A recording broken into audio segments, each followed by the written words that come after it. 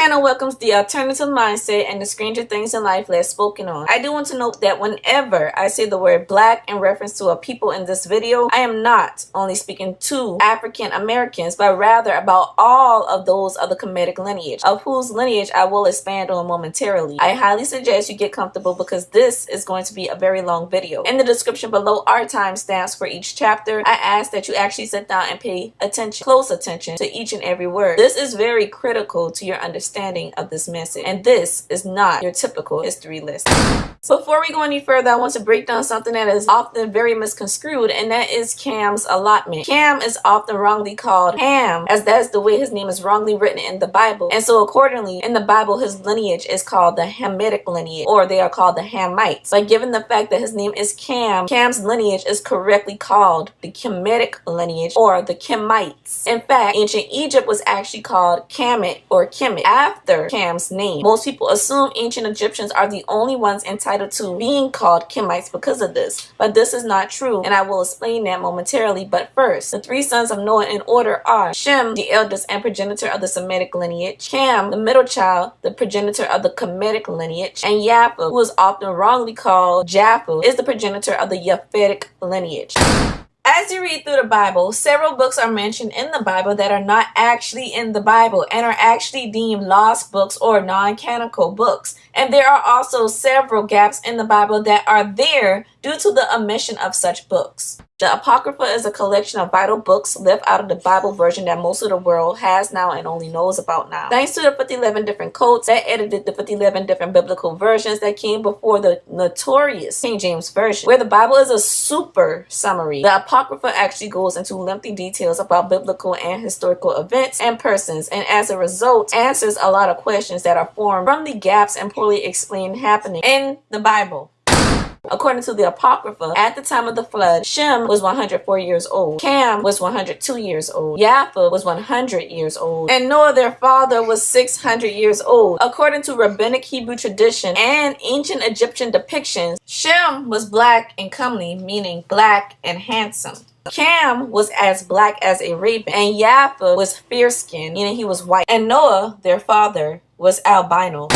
People often associate West Asia with Shem, Africa with Cam, and Europe with Japheth. According to the Book of Jubilees, this is correct, but this is also incomplete. You see, Noah and his three sons lived before, during, and after the flood. And Noah was also taken up in the same manner as his great-grandfather Enoch. However, Noah was not kept in the heavens like Enoch was. Noah was allowed to return. So in the Book of Jubilees, the allotments Noah appoints to his sons divide the earth in its entirety. And as you can tell, he'd been taken up to the heavens and saw the earth from above, because he described places like India and the Sinai Peninsula as being shaped like a tongue. He would not know the shape of these lands unless he'd seen them from outer space, which is another term for the heavens. I'll make a separate video going through the allotments of Noah's three sons in their entirety as explained thoroughly in Jubilees, but for now I will provide this map and explain briefly as this video is focused on the Kemetic lineage. Now, according to the Book of Jubilees, Shem was allotted the middle of the earth that is neither hot nor cold, but a blend of both, and contained all of God's sanctuaries or holy places, which includes Mount Sinai, the Garden of Eden, the Promised Land of Israel, and Eden, which is the North Pole. Shem was allotted all of Asia, not just the western portion as many typically believe. Asia is actually the largest continent and the most biodiverse continent. Asia is very cold at the top, tropical in the middle, desert-like in its western lands, and very hot as well in its desert and tropical southern land. And it has a lot of islands amongst it in all regions of it. Shem's people were given a lot of flexibility, a vast amount of beautiful diverse land with every kind of terrain and climate inside of it. And Shem's line also contained God's chosen people, the Israelites. Asia is also where majority of the world's oil comes from, and oil is a very precious resource. There's been wars, conflicts, and the likes over this oil in Shem's allotment even to this day. Remember, blessings given from father to sons went from greatest to least, from oldest to youngest, meaning Shem would receive the greatest blessing and Japheth would receive the least. Japheth, the youngest, was allotted all that is north and cold in the world outside of Shem's allotted lands. Of course, Japheth's skin makes it so that it was best that he and his lineage be placed in colder climates so that they would not burn. According to the Book of Jubilees, his allotment is Europe, as most people know, but it also stretches over to North America from about the middle of the United States and everything north of it, which encompasses the entire Canada and extends over west to Alaska and extends south of Alaska, including all the islands in the Pacific that is not in Oceania and not nearest to Asia's mainland and outside of Cam's allotment. The 5 great islands of Japheth's territory are not Mediterranean islands. None of those islands would be considered great by Noah nor any supreme deity as it pertains to their size. Greenland is an actual great island and is the largest island in the world and is one of the 5 great islands of Japheth, alongside Iceland, Baffin Island, Victoria Island, and Great Britain, which all fall within the top 10 largest islands in the world. As you can see, the Mediterranean islands are much smaller in comparison when it comes to size. So as you can see also, the land allotted to Japheth is really all that is north and cold in the world. Cam was allotted all that is south in the world and his lands are hot. Cam's lineage's skin, biological, and physical build makes him better built to survive in these hotter parts of the world than his 2 brothers are. According to the Book of Jubilees, Cam was allotted Africa, as we all know, but he was also allotted majority of the 3,300 islands in the Mediterranean Sea. And most people assume these islands belong to Japheth because how interbreeding done between all the 3 lineages surrounding the Mediterranean Sea has changed the physical appearance of peoples in the Mediterranean from the days of Cam actually walking the earth. Cam was then also allotted the lowest and westernmost United States of America. He was allotted Central and South America, Australia, and the 10,000 islands that make up Oceania. All these lands are the southernmost regions of the world. They are hot. They are where most of the world's precious jewels and metals are, which causes problems throughout history. And if you look at the indigenous peoples of these lands, they are deeply melanated peoples. Today in 2021, of course, most places do not look like they're indigenous people. When you look at the United States of America, for example, you don't typically think about nor see, unfortunately, the indigenous peoples as the vast majority.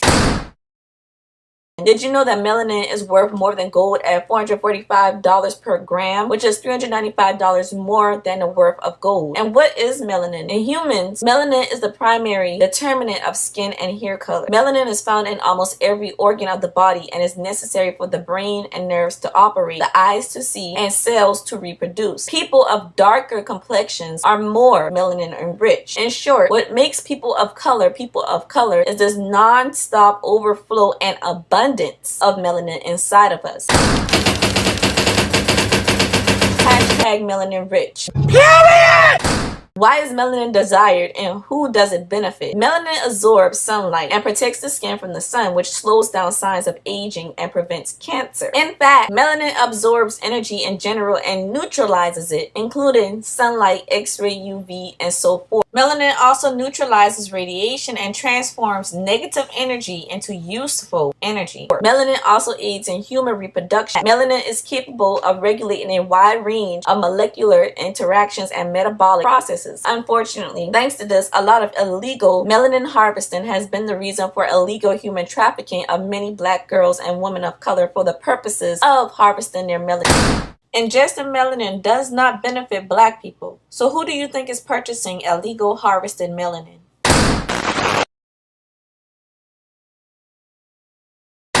The Melanesians, who inhabit 2,000 plus southern islands in Oceania of the Pacific Ocean, are coined Melanesians because Europeans noticed they were darker than the rest of the Pacific Islanders. The Melanesians today are most famous for being very dark-skinned, blonde-haired, blue-eyed indigenous people. However, they come in many variations of different dark skin complexions and eye color and hair types. The Polynesian Islands are considered all islands within the triangle formed from the connecting points of Hawaii, New Zealand, and Easter Island. Here are the indigenous people of Polynesia that you do not get to see.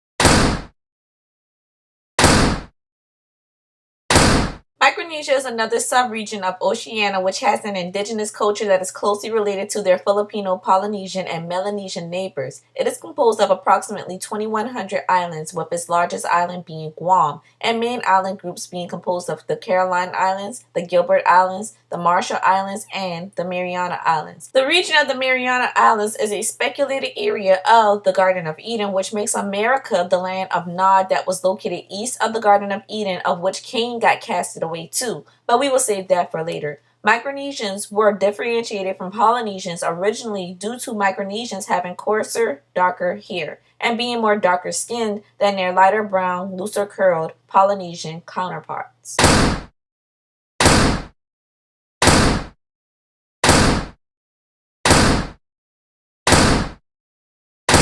The first peoples of Australia are called the Aboriginals. While this is a general classification, it fails to specify that there are several variations of communities and subgroups within this classification, such as the Tasmanians, who are indigenous to the Australian island of Tasmania, which lies south of mainland Australia and actually used to be a peninsula connected to mainland Australia until water levels rose and the Tasmanians got disconnected from their counterparts. There are also the Torres Strait Island indigenous. The Australian indigenous who live along the coast do sometimes refer to themselves as the freshwater people, the rainforest people, the desert people, and the saltwater people.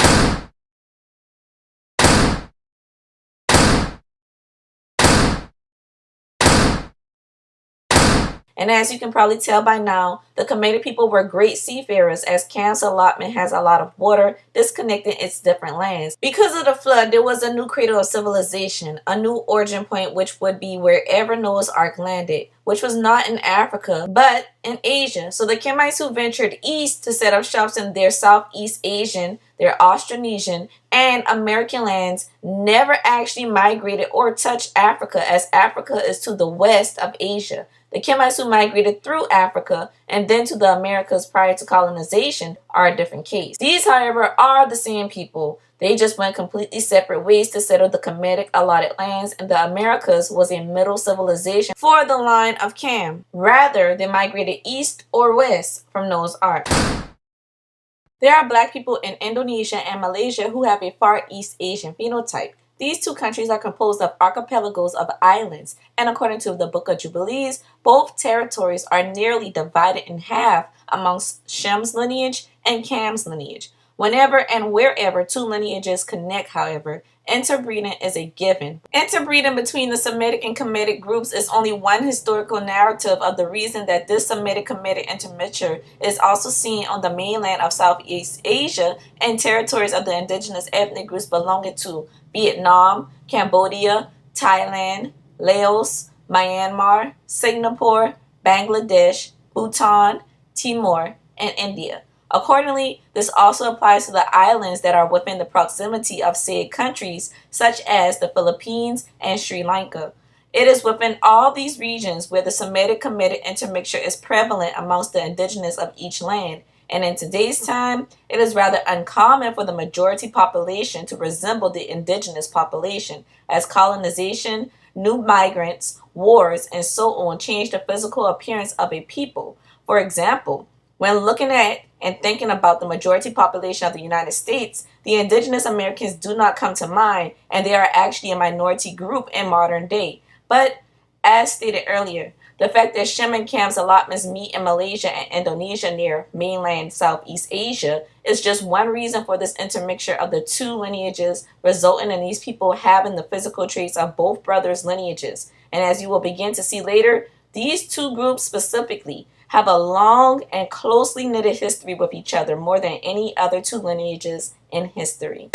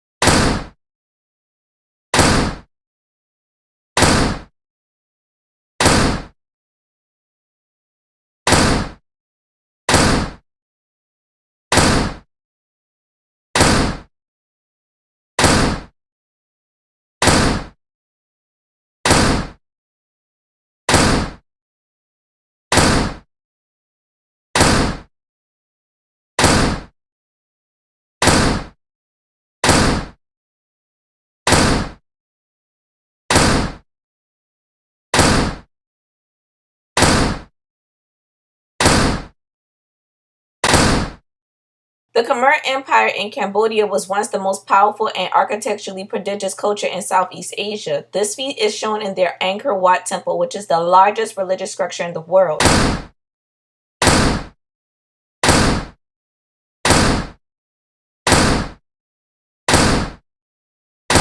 The Khmer people, like many indigenous groups in Southeast Asia, they too have an origin myth rooted in the union between a celestial serpent being and a human being. Hence, despite whether they are Muslim or Buddhist converts, they have deeply rooted beliefs in supernatural entities and animism. Khmer's name is linguistically and culturally influenced by Cam, a forefather of the lineage, just like ancient Egypt was called Kemet after Cam. Khmer was no different, and the progressiveness of the ancient Egyptians was something the Khmer people of Cambodia are liking too, for obvious reasons. The Khmer people developed the Khmer alphabet, which is the earliest alphabet that is still in use in Cambodia to this day. And the Khmer people are one of the eldest indigenous ethnic groups of Cambodia, and they account for 90% of Cambodia's population, but are also found in other parts of Southeast Asia, such as Vietnam, Laos, Thailand, India, Bangladesh, South China, and various islands in the Indian Ocean. Ironically enough, another Canaanite group is the ancient Phoenicians. The Phoenician alphabet plays a great role in serving as the blueprint for the world's different existing language and writing systems. Remember Htlr phonics? The Phoenician alphabet's basis was actually the ancient Egyptian hieroglyphs. Ancient Egypt, as you know, connects to ancient Canaan's southern border and was the land that belonged to Canaan's brother, Mizraim. And a great bit of Phoenicians actually dwelled in the Nile Delta's islands, which is why you still find traces of ancient Phoenician culture in Egypt to this day. Connect the dots. Of course, today, Cambodians are mostly light-skinned people, but as I said before, most places today do not look like they're indigenous and actually look more like they're colonizers and the offspring of the colonizers and the indigenous. This concept applies here just like everywhere else in modern times. Let's take a look at the origins of China. Now, the sons of Canaan, named Sin and Ki, are the progenitors of China, although this land was not allotted to them. But just look at who their father is, and that will explain why they didn't care about taking another's allotted lands. Let me break it down like this. Sin and Ki's father, Canaan, did steal Shem's promised land of Israel from him. From this action came the second curse of Canaan. So, of course, Sin and Ki would not care about oaths and boundaries as their father did not. He was the little baby that did not listen. Not only that, but allow me to further paint the picture. During the time Sin and Keith went into Shem's allotted lands and took them for themselves, their cousin, who was also Cam's grandson, was King Nimrod. Yes, Nimrod, who was infamous for the Tower of Babel situation. And Nimrod, the first ruler of the world directly of the flood. And King Nimrod appointed all of those who were of Kemitic descent into being royalty and gave them royal positions and governance over different lands. Sin also is called Shin and Sinai, and from his name comes the term Sino peoples and China. His peoples were called the Sinites, the Sinim, the Sinai from the land of the Sinim, and Sin's name linguistically influenced the presence of Sino, Sin, Quin, and Chin in the Far East. As a matter of fact, the country of Asia's name is a tribute and reverence to its forefather Sin. Asia derives from a Sinite being called a Sin, as in a Sinite. To be a Jin means to be a Shinite or a Shin. Keith's influence spread from west to East Asia. He is the reason for the KH prefix in regions of his influence, such as Turkey in words like Khazar or places like Kazakhstan, or the Arabic term for Khalifa, and later the indigenous name of California that was spelled Khalifornia. And of course, Keith's KH prefix comes from Cam's name.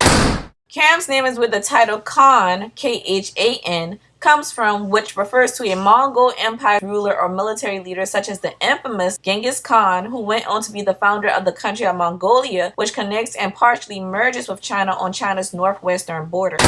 In fact, it is not uncommon to find darker-skinned indigenous Chinese people in more rural, isolated areas, especially in the mountains of China. And of course, these are darker-skinned people with the Far East Asian phenotype. Keith is the progenitor of the Hittites, and the Hittites were known as an ancient Anatolian people, but in modern day, the Hittite Empire is present-day Turkey, Syria, Lebanon, and Cyprus. These were actually the first ancient people to use iron for tools and weapons and armory, as they were skilled metallurgists. They were considered pagans as they worshiped other gods, the old gods, prior to the flood gods. And the fact that they are known as the first skilled metallurgists after the flood is a big indicator that they appeased to the religion of the old, because the Anunnaki deity Enki and the fallen angel Azazel from the book of Enoch are the same entities, just under different names. But Azazel was essentially who became known as Lucifer and was the angel that taught mankind metallurgy, weaponry, and cosmetology, sorcery, the secrets of the heavens, and the likes. But that's to be discussed more later. But it was actually Ephron the Hittite that Abraham purchased a plot of land from so he can bury his wife Sarah in Hebron. And Hebron was a land that belonged to the children of Heth according to the Bible. The land of Hebron itself is in modern day Palestine. Sennacherib's empire was called the Sino-Khitan Empire, and these two are the progenitors of the Mongolian race, but they themselves were from the Negroid stock. So how did a whole other race form from the Kemitic lineage? In theory, these two clans, the Sino-Khitan peoples, interbred with reptilians, which is the reason for the phenotype in Eastern Asia, east of the Himalayas, which some people call a serpent-like phenotype.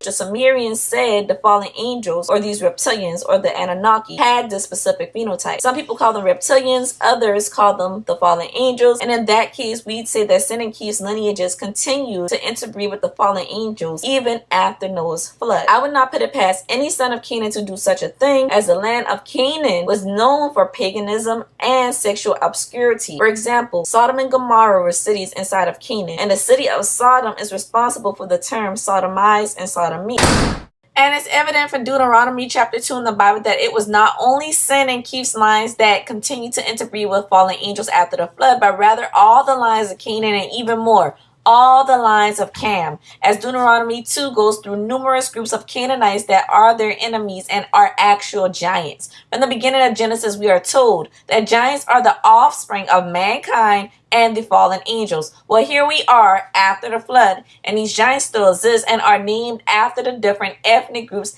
that exist in Cam's Canaanite lineage, meaning these giants come from the stock of Canaan, and these are not the same giants that survived the flood, but rather the offspring of the giants that survived the flood and the Canaanites. And as bad a reputation as the Bible gives Canaanites, the Canaanites throughout history and even in modern times are important factors to societal and technological advancement. And this is because the fallen angels were more advanced than mankind. So when these Canaanites interbred with these fallen angels, what do you think happens? The knowledge gets shared and passed down. On this channel, I constantly reiterate how angels are defined as beings from the heavens, aliens are defined as beings from outer space, and the term heavens is another term for outer space.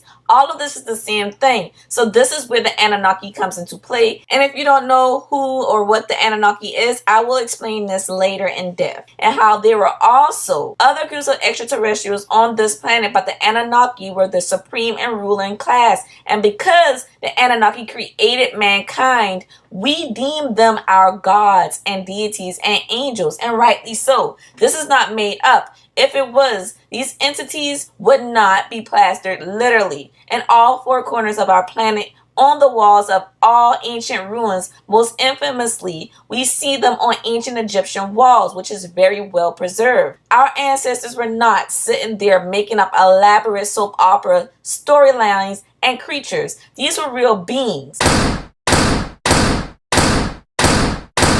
The Kemites were called pagans because they worshiped other gods. But these other gods were not made up gods as many believed. The Kemites continued worshiping these other Anunnaki gods even after the flood. And believe it or not, but Yahweh was actually the name of one of the Anunnaki gods. We will get more into that later, but the other thing that nobody ever mentions is the reason behind black people being innately demonized and feared and thought of as violent. But despite that, we are constantly being enslaved, infiltrated, manipulated, and stolen from because we are essential to the progression of this planet. And it is believed by racists that we have no soul and that we cannot even get into heaven and that we aren't even real people. Well, where does this even come from? Most racists today don't even know why. It's just something passed down and taught by their parents and so on. But there is an origin story to this way of thinking. This comes from the fact that not only the line of Canaan kept interbreeding with these fallen angels after the flood, but as we will get into later, the entire lineage of Cam kept interbreeding with these fallen angels after the flood. This includes the lineage of Phut, Mizraim, Cush, and Canaan. In the book of Giants and in the book of Enoch, God is angry with the fallen angels for interbreeding not only with mankind, but with all the animals and birds and creatures of the earth, creating the creatures of mythology, which is not even myth at all once you read this story. Fairies, for example, are a result of these shape-shifting fallen angels interbreeding with animals such as dragonflies, butterflies, and hummingbirds. Pegasus is a flying horse due to being the offspring of a fallen angel and a horse. And what do you think the Great Sphinx of Giza is? This is what happens when the offsprings of fallen angels and humans and animals have more offspring with each other. You get a creature that is anthropomorphic and a combination of animals with human traits. Most people cannot even imagine the creatures described in apocalyptic prophecies in books like Revelations, but these creatures are actually offsprings of the fallen angel and mankind and the animals of the earth. If you read the book of Enoch in combination with the Mesopotamian creation and flood narratives, then the book of Revelations and every other part of the Bible is not left up to guessing games and interpretations, and it actually becomes a piece of cake to decipher. So God curses the fallen angels, right? Despite them repenting and wanting to be admitted back into the heavens, and also they want to be able to bring their offspring with them because their offspring were born on earth. They had never been to heaven and was not allowed to go to heaven. God forbade it. At this point, the fallen angels are not even allowed to speak to God. They have no way of directly asking for forgiveness from him, so they ask Enoch to write their petitions and get their message to God. But God stops Enoch right in his tracks because he already has his mind made up and is solid on not letting these fallen angels' doings go without punishment. So God knows that the fallen love their generations of offspring above everything else. So he curses them accordingly, saying that before imprisoning the fallen angels in hell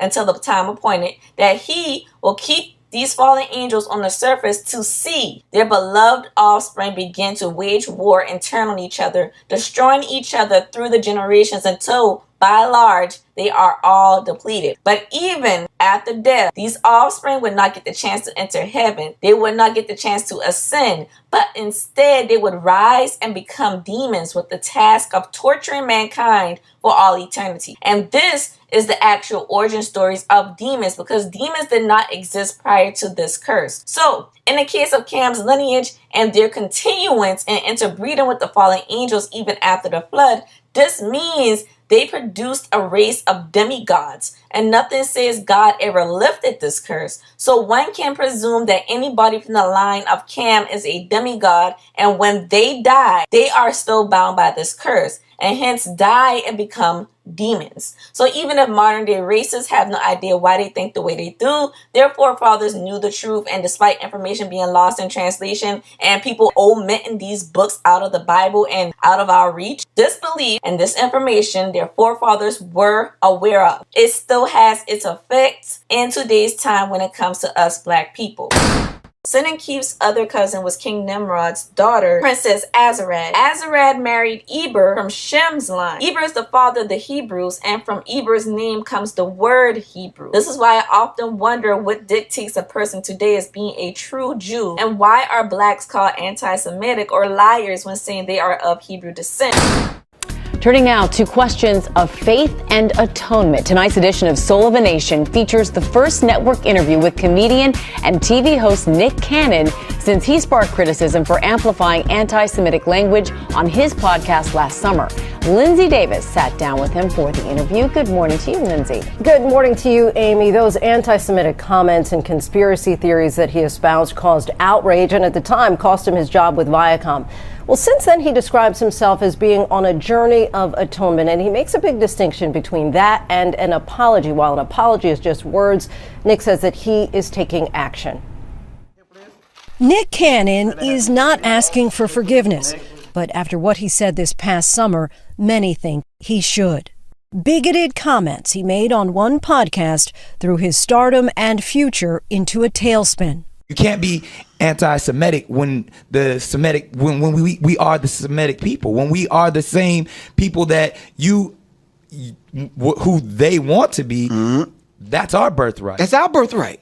The Cannon's Class episode featured Richard Griffin, a.k.a. Professor Griff, who had been kicked out of Public Enemy back in 1989 for anti-Semitic comments. He and Nick retread anti-Semitic conspiracy theories and questioned the birthright of the Jewish people. The reaction was swift and widespread. Nick lost his deal with Viacom-CBS and stepped away from a daily radio show. His road back meant more than apologies. He sought atonement.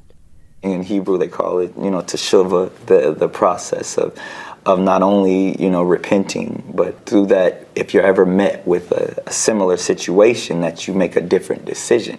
His journey began with the rabbis. When I watched the piece, and there was somebody there who was saying, I'm not even a real Jew. Right. That goes right to the heart. I hurt people. I'm going to lean into it. I want to understand why I hurt you. What did I say? What are these tropes? Educate me.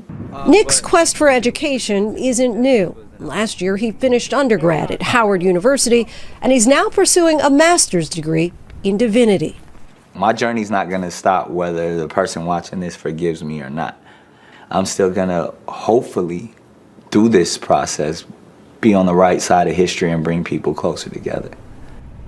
Viacom has acknowledged Cannon's efforts and is now back in business with him. He believes that this is the beginning of a necessary and ongoing dialogue about tensions that have existed at times between the Black and Jewish communities. Ooh, child, the ghetto. Did we just hear a Black woman say the issues between the Black and the Jewish communities? As if these two groups are separate? This is what happens when your oppressors are in charge of the education and the mass media systems. Let's get something straight here. The white Jews that most of us are used to seeing and that most people automatically think of as Jewish, such as the white rabbis that were quote-unquote re-educating Nick Cannon, these white Jews are from Japheth's lineage. They are called Ashkenazi Jews. Japheth's first son's name was Gomer, and Gomer's eldest son was named Ashkenaz, from where we get the Ashkenazi Jews specifically. Nick Cannon should not have apologized. He was right, but given that these are the people that sign his checks and keep him and his livelihood going, they were able to corner him and publicly make him look like he didn't know what he was talking about and that he needed to be educated better on the situation. The Ashkenazi Jews were the Jews who became a part of the Roman Empire around the time that Jesus was crucified. These were the prime targets of Hitler and the Nazis. Look at the word Ashkenazi. Get it? And after the Holocaust, this large population of Ashkenazi Jews immigrated to Israel, Canada, Argentina, Australia, and the United States of America, and took over a lot of elite positions in these countries, which is why today a lot of people in Israel will say that the white people and white Jews that reside there are not native to the land and are actually from Slavic countries such as Germany, Ukraine, Russia, and the likes. And these people have taken over their country. And these are the type of Jews that run the cabal system, which controls the world's banking systems, the media, the education system. And when you do not know your roots, anybody can tell you anything and do anything to you with that information that you do not know. Because contrary to what people like to say, what you do not know can and will hurt you. So again, the question arises, what dictates a person as being a Jew? Is it their bloodline? Is it their beliefs? What? Because if blood dictates whether a person is a Jew or not, Princess Azarad married the father of the Jews. And not only that, but Princess Azarad and Eber had two sons. There was Peleg, whose descendants actually wrote the rest of the Old Testament in the Bible. And then there's Joktan, who ventured into the East during the Tower of Babel situation. And by East, I am referring to Asia, east of the Himalayas. Joktan, Keith, and Sin all ventured east during the Tower of Babel situation. Thus, when the tongues of mankind got scrambled, this did not affect them, and hence why East Asia holds the eldest written language that in theory is closest to the actual language of Adam himself. Now, Joktan had like 11 children. No, but seriously, he had 13, and the kids had kids, okay? But most notable of Joktan's children is his son Sheba, who founded the lands that the Queen of Sheba, Makeda, came from. And Queen Makeda is most famous for being involved with King Solomon Solomon and bearing him a son, King Menelik, who actually became the first male ruler in their land in 60 generations since near the time the land of Sheba was first settled. The present-day island called Cebu, next to the island called Negros in the Philippines, was originally called Sheba. This island and all the surrounding southernmost islands of the Philippines, including the island of Negros, was also a part of the lands of Sheba.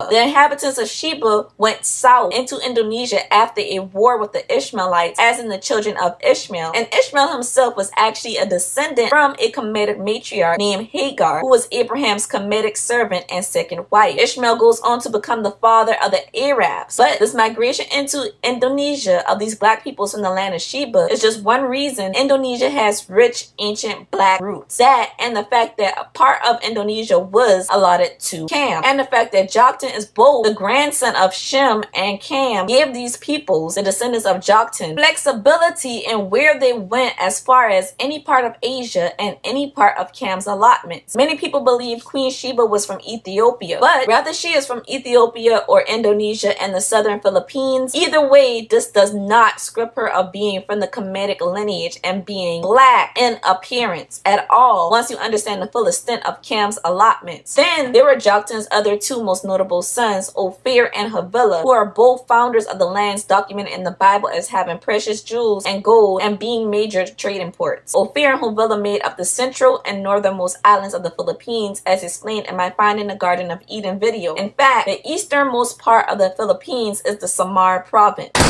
And speaking of Samar, this is also the region where the land of the Encantos is said to be. The Encantos are a part of a myth in the Philippines. They come from a land that is called Barangon City, aka the Invisible City. But seafarers have on rare occasion caught a glimpse of it during full moons. And the Encantos are a race, get this, of ancient alien elementals. They typically look just like humans, except for one little thing, which is they lack a philtrum, which is that small indent that lies between your nose and your upper lip. And the Invisible City is said to be a futuristic-like city that is all black with vegetation, sort of like a post-apocalyptic steampunk vegetated place like you see in anime. Coincidentally, the Garden of Eden is said to lie nearby, and it is speculated that certain eastern regions of the Philippines were actually once a small portion of the Garden of Eden, and the vast space of the Pacific Ocean that stretches between Asia and the Americas once hosted the lost supercontinent of Mu. The mythical idea of the land of Mu first appeared in the works of the British-American antiquarian Augustus Lee Pongian after his investigations of the Mayan ruins in the Yucatan Peninsula, where that big asteroid occurred that destroyed all the dinosaurs. In theory, the lost continent of Mu, though, was said to be composed of several large main islands and many micro islands, and it is said to have sunk during Noah's flood, leaving behind the 25,000 plus islands that fill the Pacific Ocean today. And if you actually look at pictures of the ocean floor,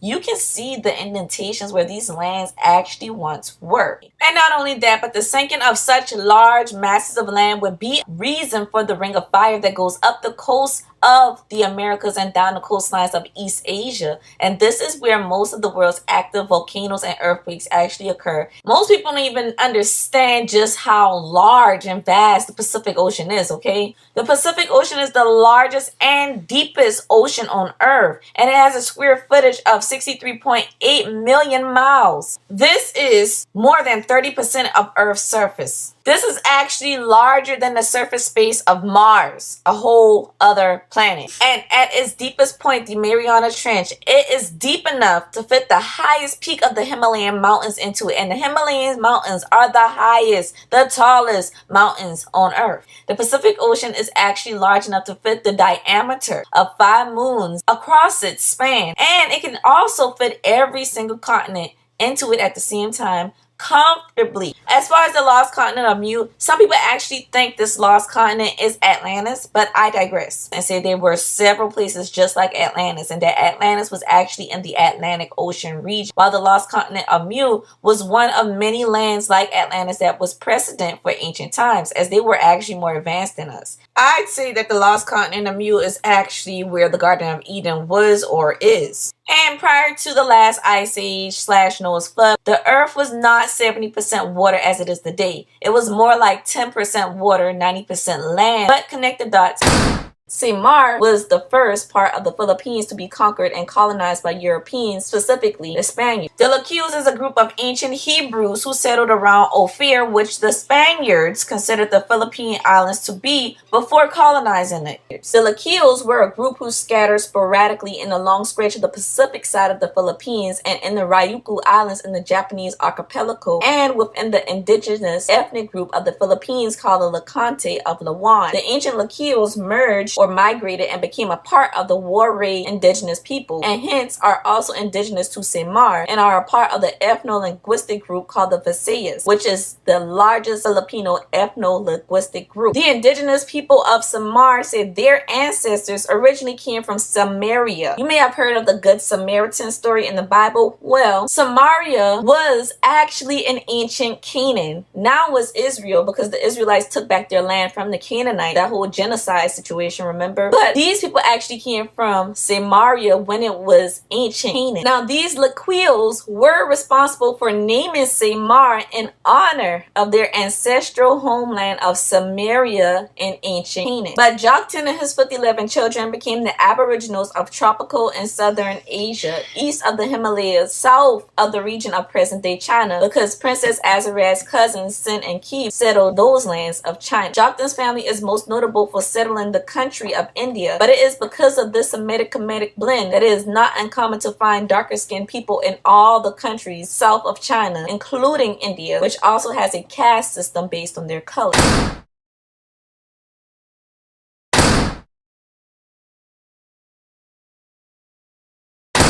And so this is why a lot of indigenous tribes in the Kemetic portion of the Americas range from very dark skin to brown skin. And even though mass media and history books for schools only show the light brown and the near white indigenous peoples of America, of course, some white people who claim indigenous ancestry are liars, and their ancestors actually paid $5 to be registered as an indigenous person of America to reap the benefits. And then, of course, from European colonization came interbreeding between the indigenous Americans who were Kemetic and sometimes mixed with the Semitic lineage. But not only that, you have to remember that the Japhetic lineage also extended into present-day United States of America as well. And in being so, inside the United States of America is also where the Kemetic and Japhetic allotted lands met. So of course, interbreeding between all three lineages and their indigenous occurred here as well on American soil. So here's the basis that provides a foundation for the indigenous Americans being peoples of many colors. Not just white, not just dark skin, not just brown skin, but the full spectrum. Let's be fair here. If you actually go in the library or do any basic level research, you'll see that during the age of European exploration, they would actually draw the indigenous people they encountered in all the lands that they explored. And when it came to the lands of Cam that I have previously named, you will see the aboriginals of these Kemetic lands. Their complexions did range from brown to dark brown to as dark as a raven like Cam was.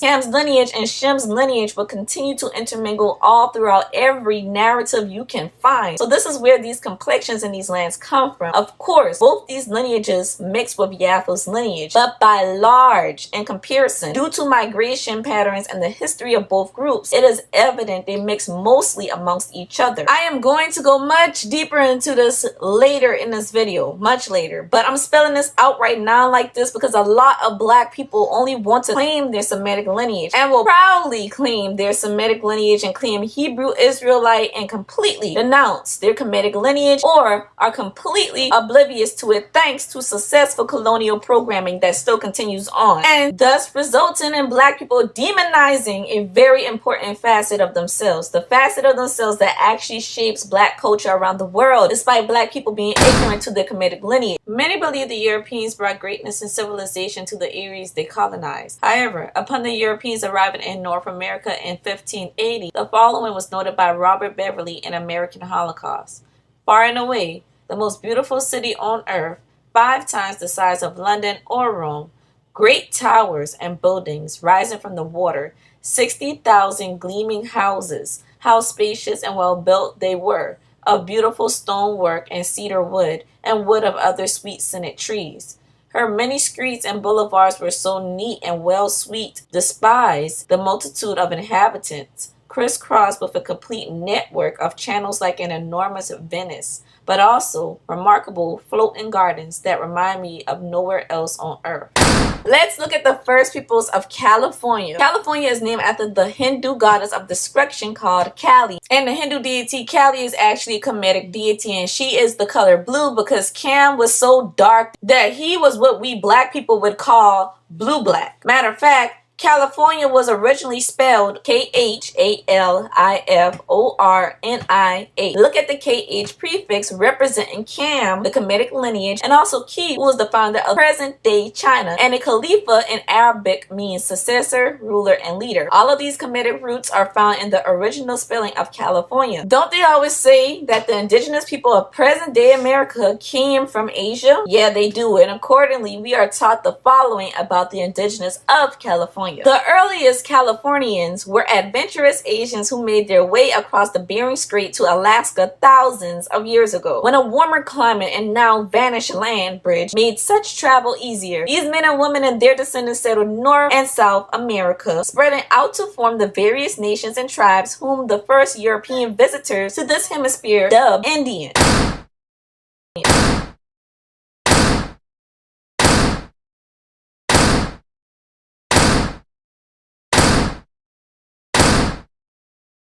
The mighty Khalifians were a powerful military-savvy civilization with shipbuilders, priest-scientists, traders, and empire builders. These elite seafarers traveled all over the globe trading in gold-tipped spears and precious stones. Masters of commerce, this highly sophisticated society practiced, as part of their religious ceremonies, astronomy, tracking celestial Sirius star systems, sacred science, cymatics, geometry, and mathematics. They were nautical wizards of longitude, latitude, master builders of complex housing, political systems, and captains of the open seas, as well as arts and music enthusiasts. They were also worshippers of the Egyptian gods. Why and how?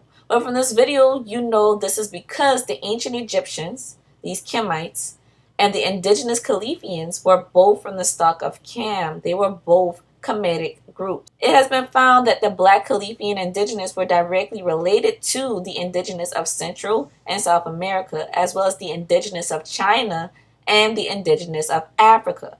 As I said before, we are always told that the indigenous of America were migrants from Asia. But we've made our trail through the Asiatic Kemetic lineage in this video so far, and sectors of those same Asiatic groups that we mentioned priorly kept migrating east, making up the Kemetic indigenous of the present-day Americas. The extermination of the Black indigenous to California was indeed one of the most treacherous crimes in history and is a lesser-told evil. California was one of the last areas of the New World to be colonized, once inhabiting over 5 million Khalifians, and with it being a land abundant in gold, the California Gold Rush was born, which was not good news at all for the indigenous that had inhabited this rich land for thousands of years already. The Arawak were a people indigenous to South America and the Caribbean. Early Spanish explorers dubbed them the name Caribs, from where the name Caribbean stems. Early explorers would entitle different indigenous groups Caribs if they considered them hostile, and Arawak if they considered them a friendly group of people. The group that identified as Arawak, also known as the Locono, settled modern-day Guyana, Suriname, Grenada, Jamaica, Trinidad, and Tobago, and served as the largest language group in the Americas prior to Columbus, aka Hitler Sr., arriving in the Americas. The Taino were another group indigenous to the Caribbean and were primarily inhabitants of most of Cuba, Hispaniola, Jamaica, Puerto Rico, the Bahamas, and the Lesser Antilles. The Taino of the Dominican Republic were the people that Christopher Columbus basically enslaved, raped, and almost completely annihilated via genocide. Him stumbling upon these lands and these people is the reason he is dubbed the person who discovered America. What a joke. It'd be more accurate if they said he was the first European to discover America, because obviously the blacks of Africa and Asia had already known about America and had settled it and were living there for thousands of years happily until he came along. You can't really be the first to find something if millions of people are already there. But anyways, Christopher Columbus noted in his diary the following about the Taino indigenous that resided in present-day Dominican Republic. And I quote, "They traded with us and gave us everything they had with goodwill. They took great delight in pleasing us. They are very gentle and without knowledge of what is evil, nor do they murder or steal. Your Highness may believe that in all the world there can be no better people. They love their neighbors as themselves, and they have the sweetest talk in the world, and are gentle and always laughing." And then he turns around and just ruins these people's lives and kills and rapes and pillages them. What a nice thing to do to some nice people, right? Because they know of no evil, because they aren't evil, but you are evil. Meanwhile, he noted that the indigenous people on the other side of the island were the complete opposite in temperament. Well, in today's time, the territory on the other side of the island with not so nice indigenous people is called Haiti. Always the land of resistant people when it comes to the oppressor.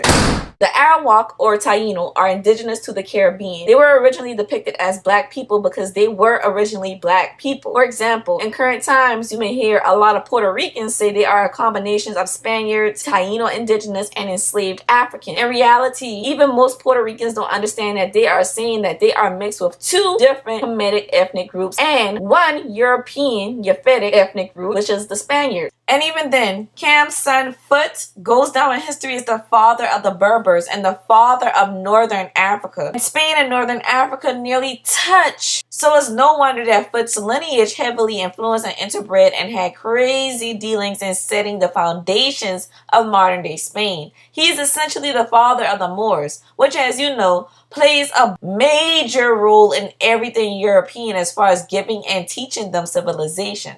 So with this, groups like the Puerto Ricans are really a mixture of the different lineages of Cam's sons. A lot of blacks in the southern and westernmost parts of the Americas and surrounding lands are unaware that the indigenous peoples they were derived from were actually Kemitic. And so when referring to their ancestry, they do not associate their indigenous ancestry with their Kemitic ancestry at all and refer to them as two distinctive heritages in a way that makes it as if these two heritages are in no way, shape, nor form connected. And they often do so by pitting every heritage over what they believe is their only black heritage, unless of course they want to say the N-word. For example, you may have heard tons of people in the South say that they are mixed with black and insert indigenous ethnic group names here. For example, Cherokee. People love to flaunt being mixed with black and Cherokee, okay? In reality, unbeknownst to them, they are saying they are mixed with black and more black and mild. But they'll say the Cherokee part because in today's time, it is another thing. It is not black. In their head, it makes them exotic. This is the ignorance that comes with not understanding history and not understanding lineage.